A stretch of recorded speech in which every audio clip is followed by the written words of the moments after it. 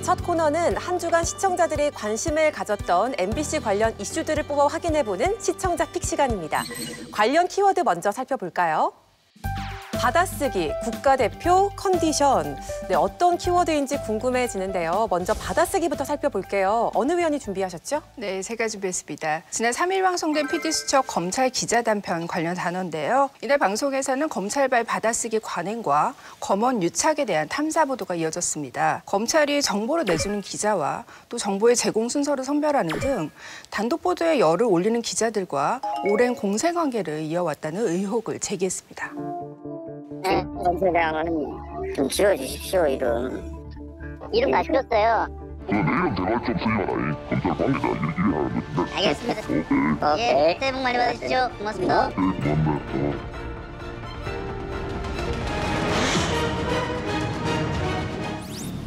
최근 4개월 가까이 조국 전 법무부 장관과 관련한 보도가 온 나라를 뒤덮었습니다. 조국 법무장관 후보자에 대한 검찰 수사. 조국 후보자 부인의 조국 장관의 부인. 민주언론 시민연합은 보도 경쟁이 한창이던 2주간 조 전 장관 관련 단독 기사의 출처를 분석했습니다. 7개 주요 방송사의 단독 기사 중 무려 67%가 검찰에서 나왔고 7개 주요 신문사도 40%가 이른바 검찰발 단독 뉴스였습니다. 검찰을 통해 전해진 내용을 근거로 작성된 기사들이 수사 상황을 생중계하는 수준으로 쏟아졌습니다. 이렇게 강력한 기사들이 나오는 데는 거의 검찰이 유일하고 다 먹고 사는 생리구조가 검찰에 빨대 빨아놓고 그걸 쪽쪽 빨아먹어야 자기들 특종하는 구조이기 때문에 검찰에 출입하는 언론사는 40개, 단독 경쟁은 치열합니다. 그러니까 이게 검사들은 기자들 갖고 놀면서 경쟁을 붙이는 거야. 경쟁해야지. 그래야 또 더 몸이 다르니까. 검찰도 계산을 하는 것 같아요. 어떤 거는 보수 언론에 이야기를 했을 때 더 국민들에게 설득력 있게 느껴질 때가 있고 어떤 거는 조금 뭐 통신사라든지 아니면은 어떤 건 또 한겨레에 흘리기도 해요. 검찰이 정보를 제공하는 대상은 검찰 출입 기자로 한정돼 있습니다. 언론 대응을 하는 차장 검사가 검찰 출입 기자들에게 일괄적으로 문자 메시지를 보냅니다. 국민적 관심이 큰 사건의 경우 기자들이 촬영을 할 수 있도록 문자로 정보를 제공합니다. 검찰 출입 기자의 취재 창구는 또 있습니다. 개별적으로 차장 검사실을 찾아가면 따로 슬쩍 수사 정보를 흘려주는 경우가 있다고 합니다. 우리 검찰은 보고가 반이고 언론 플레이가 반이란 말이에요. 여론전도 해야지만 영장도 나오고 당사자들한테 압박도 되고 당사자들 정신적으로 무장해제 시키는 것도 되잖아요. 검찰이든 권력기관 입장에서는 그 기자들을 믿고 계속 후원해 주는 겁니다. 또 거기서 인간적인 인연들도 더 깊어지겠죠. 검찰 기자단은 자체적으로 보도를 통제하고 관리한다는 비판을 받고 있습니다. 폐쇄적이지 않냐 이런 비판이 있는데 이거에 대해서 기자단들은 어떤 입장이신지 좀 여쭤보려고요. 전화드렸습니다, 기자님. 다들 경황이 없어가지고요. 대응하기는 조금 하기 좀 어려울 것 같아요. 출입 기자단에 대한 검찰의 입장은 어떨까? 그 대검찰청 입장은 그 다른 부처와 동일하게 운영되고 있다. 네. 요게 그 답변입니다. 지금 언론은 뼈저린 반성과 성찰을 요구받고 있습니다. 유착을 끊어내고 거리를 두는 것, 언론에 대한 신뢰를 회복하기 위한 첫걸음일 것입니다. 검찰과 법조 출입 기자단의 유착 의혹을 다각도로 파헤친 내용이 이렇게 전파를 탔는데요. 위원님들은 이번 PD수첩 어떻게 보셨나요? 저는 이날 방송에서 약간 인상적으로 읽었던 것은 검찰개혁이 지금 가장 시의성 있는 정치 문제 중에 하나인데요. 지금 시의성 있으니까 다뤄보자 이게 아니라 오랜 시간을 걸쳐서 준비했고 구조적으로 구성했구나라는 생각을 하게 됐습니다. 방송을 보면 처음에는 전직, 현직 검찰 출입 기자들의 육성을 진짜 빌어서 어떤 식으로 유착이 됐고 그것이 어떻게 이루어진지 고발이 있었고요. 그 다음에 이제 어떤 동기로 그렇게 하게 되는지. 이른바 검찰발 단독 기사는 기자에게 수상의 기회를 주기도 합니다. 어느 수사관 중에서는 정보를 흘려주면서 야, 너 이걸로 기자상 한번 받아. 이러면서 흘려주는 놈들도 있거든요. 기자가 검사에게 보답을 하는 특별한 방법이 있습니다. 인사 처리되면 요직에 대한 하마평을 써주는 것입니다. 하마평 한 줄에 잊혀진 사람을 다시 불러보는 거 있잖아요.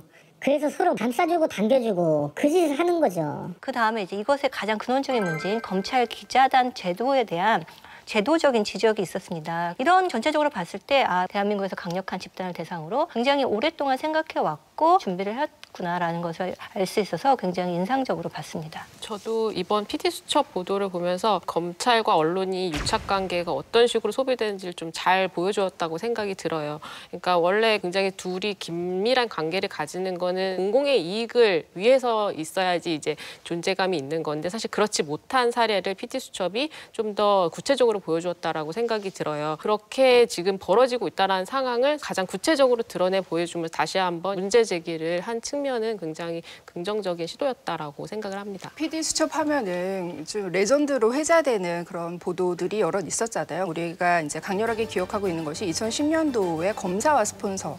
그때 당시에 이제 접근이 좀 쉽지 않았던 검찰 비리를 언론이 보도했다라는 것만으로 굉장히 좀 용기 있는 보도다, 많은 호평을 받았었고 그 이후에도 이제 최근에도 검사범죄 2부작을 보도를 하기도 했었고, 그러니까 검찰 비리에 대한 꾸준한 PD수첩의 어떤 문제 제기가 있어 왔고, 그럼에도 불구하고 그동안 그 검찰 비리를 다룰 때 검찰과 자본의 결탁이라든지 검찰과 이제 뭐 정치의 결탁이라든지 이런 것들은 다뤘지만 검찰과 언론의 유착을 다룬 거는 사실 처음인 거잖아요. 권력과의 유착 관계에 대한 그런 문제의식이 굉장히 오랜 시간 동안 공감을 얻고 있었기 때문에 국민들이 굉장히 공감할 만한 그런 보도였다라고 생각을 하고요. 많은 사람들이 좀 더 충격을 받았던 것 같아요. 저는 사실은 다른 시각에서 좀 봤을 때 뉴스 소비 행태가 잘못됐다라는 생각을 해봤어요. 왜냐하면 너무나 어떤 정치 이슈나 이런 법조계 뉴스를 생중계식 어떤 그런 보도를 많이 한단 말이에요. 의혹 제기, 과정들을 너무 이렇게 집중 보도하다 보니까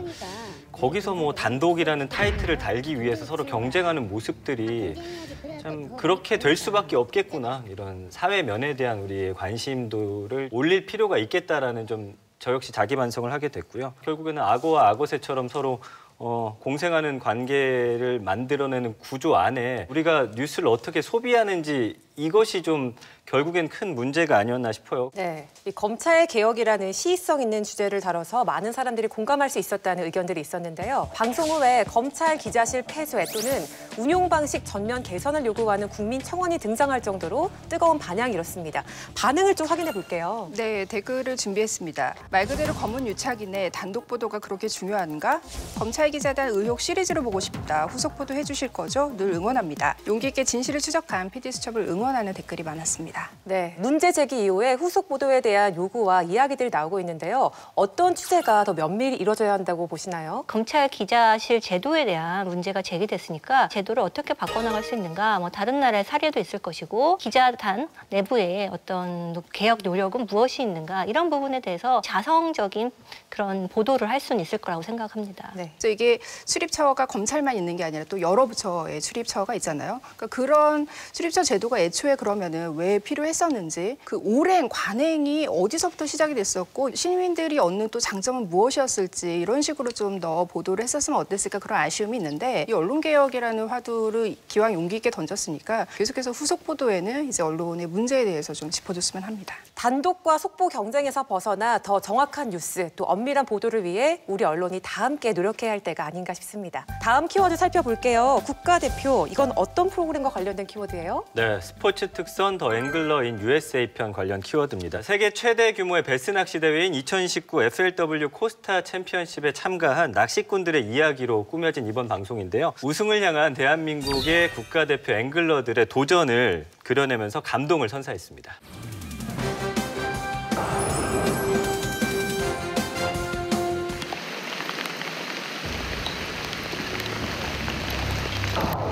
이것은 베스를 낚는 사람들의 이야기이다. 아니, 어쩌면 베스에게 낚인 사람들의 이야기일지도 모르겠다. 인간의 열정과 과학의 발전이 함께 만들어낸 스포츠. 그것이 시작되고 꽃을 피운 베스 낚시의 본고장, 바로 미국이다. 지난 가을 거대한 호수 컴벌랜드의 400여 명의 앵글러가 그 영광의 주인공이 되길 꿈꾸며 모여들었다. 모두가 간절히 원했던 기회. 티켓은 단 2장이었다. 그 치열한 경쟁을 뚫고 선발된 두 사람. 그들의 무기는 열정이다. 그 뜨거운 도전이 지금 시작된다. SLW 코스타 시리즈 최종 챔피언십. 앵글러 부문 상금은 200마력짜리 신형 레인저 보트를 포함 10만 달러. 드디어 미국 베스와 앵글러들의 치열한 승부가 시작됐다. 휘몰아치는 빗속을 뚫고 위험을 무릅쓰고 멀리 하류까지 내려간 박무석 프로. 손이 시려워가지고 낚시가 뭐 하는 건가 보지. 미국 무대의 본때를 보여주겠다고 작심이라도 한 듯 점점 더 사나워지는 비와 바람. 심술궂은 날씨에 지쳐갈 무렵 히트! 다리를 휘청거릴 정도로 고된 하루였지만 오랜 기다림 끝에 찾아온 첫 수. 그리고 얼마 후 다시 히트! 안도의 마음과 환한 기쁨이 묻어나는 웃음소리. 히트! 모처럼 비리 왔지만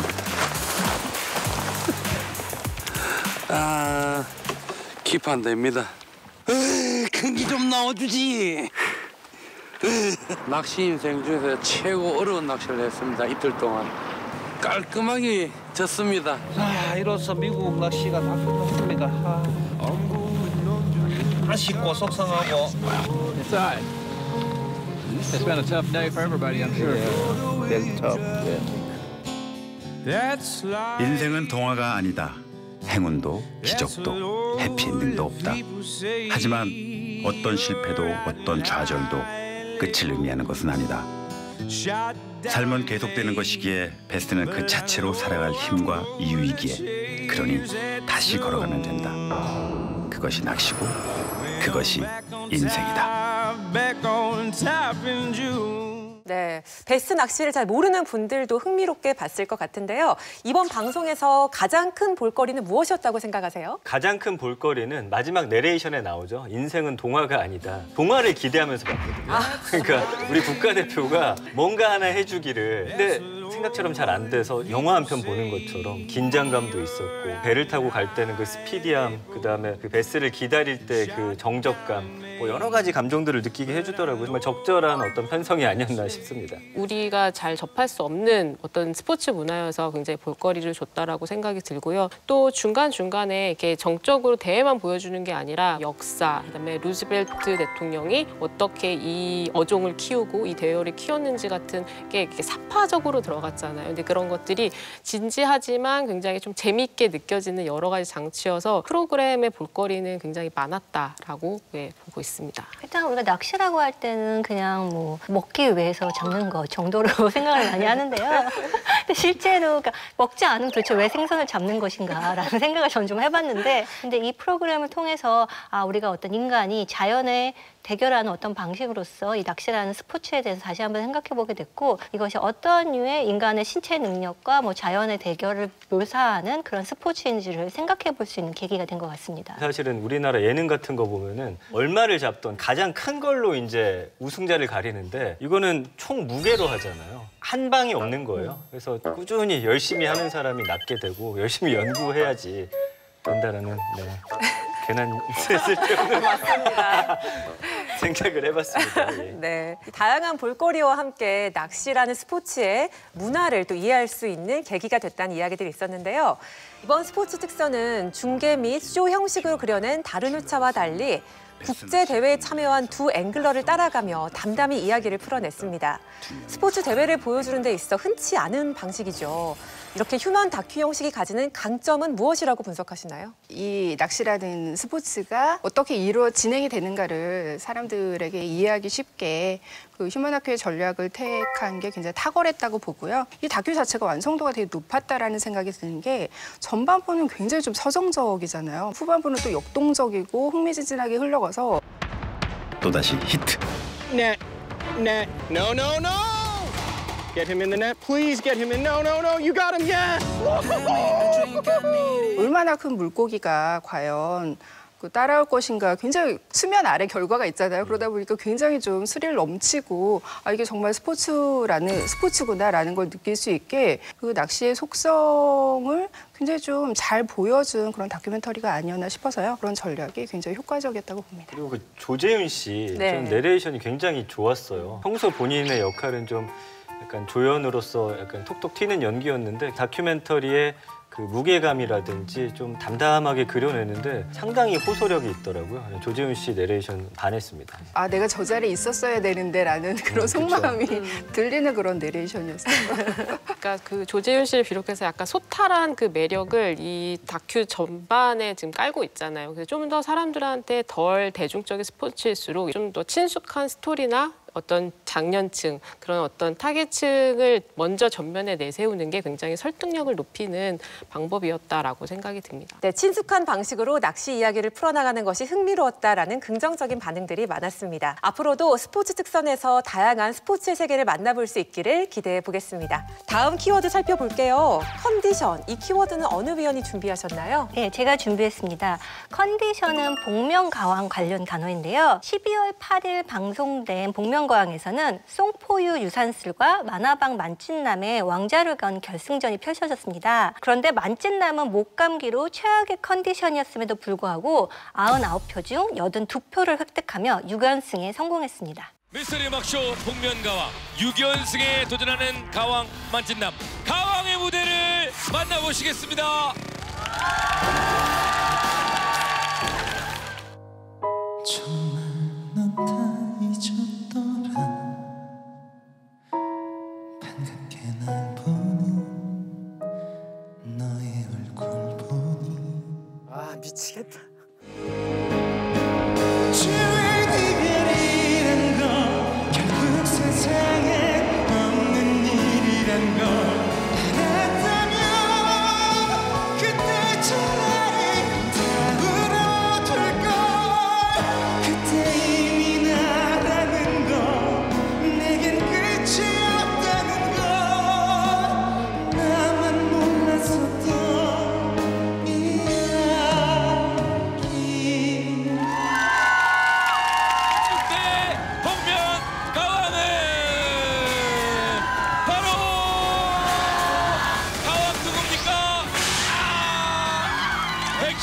복면가왕 만찢남입니다. 네, 82대 17이었습니다. 복면가왕의 한 획을 그으셨습니다. 운이 좋은 사람이라고 생각합니다. 이렇게 중요한 6연승 그 자리에 정말 감사하게도 감기가 걸려서 마치 그 부어 올라온 성대를 이용하는 것처럼. 어쨌든 감기가 들었기 때문에 더 좋았는지도 몰라요. 나에게 감기란? 또 걸리고 싶은? 또 걸리고 싶은. 다음 주에는 또 감기로 인사드릴 예정입니다. 야. 6연승에 성공한 만찢남에게 다시 한번 축하의 박수를 부탁드립니다. 네, 컨디션 난조에도 불구하고 만찢남 특유의 감미로운 무대로 가왕 방어전에 성공을 했는데요. 방송을 본 시청자들의 반응이 궁금합니다. 네, 댓글을 준비해봤습니다. 결승전이 진짜 박빙이었음. 유산슬 응원했는데 역시 만찢남은 못 이겨. 이런 추세라면 4연승 더 거뜬할 듯. 음악대장 하현우 꺾자. 감기 기운 묻어난 코창력이 돋보였던 무대. 과연 만찢남의 폭주는 어디까지? 6연승에 성공한 만찢남을 응원하는 댓글이 다수였습니다. 네, 코창력이라는 표현이 참 재밌습니다. 8연승을 달성한 손승현 씨 이후에 약 1년 6개월 만에 가왕 장기 주권이라 그런지 반응들이 뜨겁습니다. 이번 방송의 관전 포인트는 뭐라고 생각하세요? 목감기죠.